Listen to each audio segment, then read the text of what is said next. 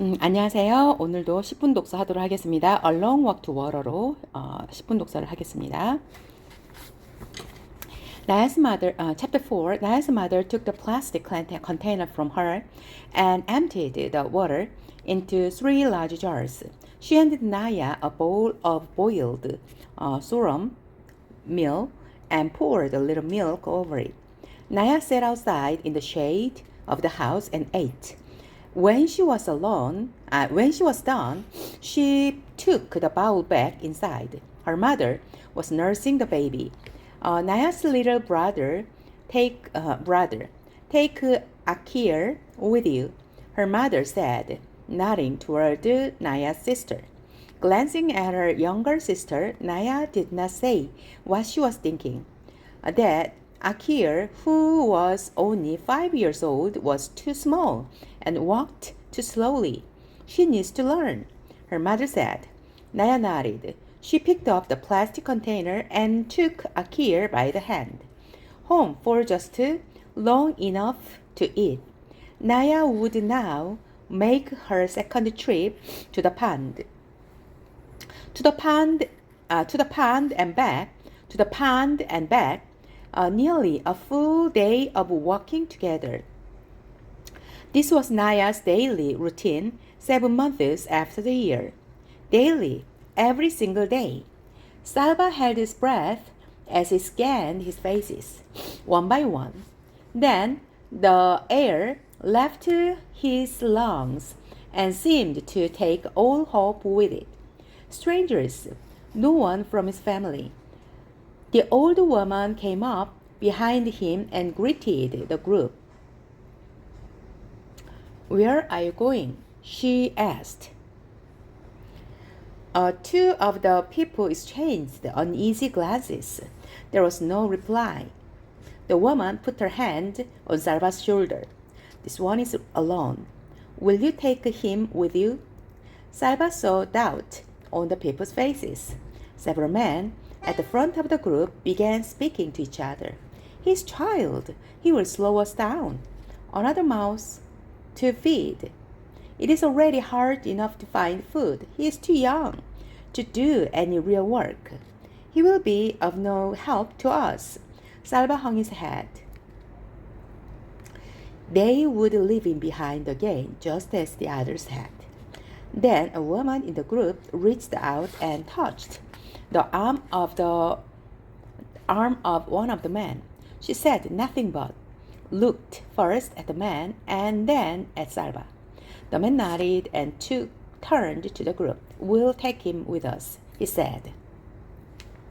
Salva looked quickly. A few in the group were shaking their heads and grumbling. The man shrugged. "He's Dinka," he said. He began walking again. The old woman gave Salva a bag of peanuts and a gourd for drinking water. He thanked her and said goodbye. Then he caught up with the group, determined not to lag behind, not to complain, not to be any trouble to anyone. He did not ask where they were going, for fear that his questions would be unwelcome. He knew only that they were Dinka and that they were trying to stay away from the war. He had to be content with that. The days became a never-ending walk. Salva's feet kept him with the thought in his head, the same words over and over.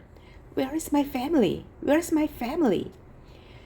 Every day he walked and walked with the group, rested at midday, and walked again until dark.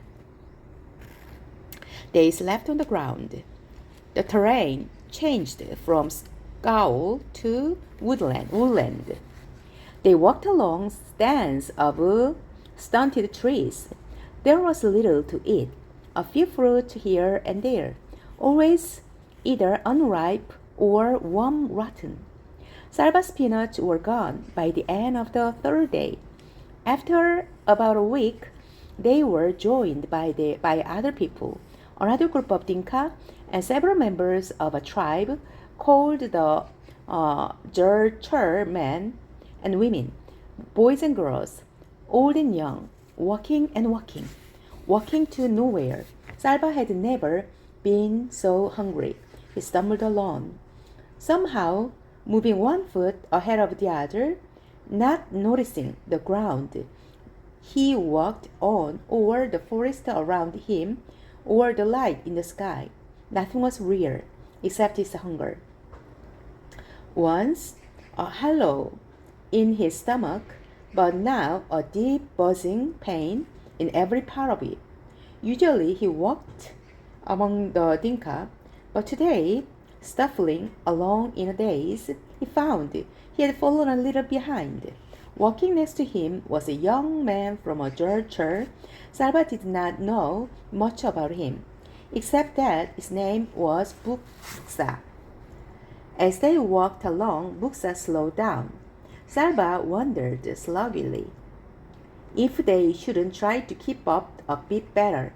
Just then, Buksa stopped walking. Salva stopped too.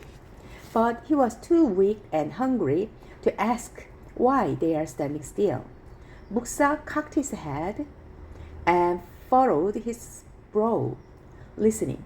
They stood motionless for several months. Salva could hear the noise of the rest of the group ahead of them. A few faint voices, birds, calling somewhere in the trees. He strained his cars. What was it? Jet planes? Bombs? Was the gunfire getting closer instead of faring away? Salva's fear began to grow until it was even stronger than his hunger. Then, a slow smile spread over Buksa's face. There, you hear. Salva frowned and shook his head. Yes, there it is again. Come. Buksa began walking very quickly. Salva struggled to keep up. Twice Buksa paused to listen, then kept going on faster. What? Salva started to ask. Buksa stopped abruptly in front of a large tree. Yes, he said. Now, go call the others. By now, Salva had caught the feeling of excitement. But what should I tell them? The bird, the one I was listening to. He led me right here. Buksa's smile was even bigger now. You see that? He pointed up at its branches of tree. Beehive, a fine, large one. Salva hurried off to call the rest of the group. He had heard of this, that the Jurcher could follow the call of the bird, called the honey guide, but he had never seen it done before. Honey, this night they would feast.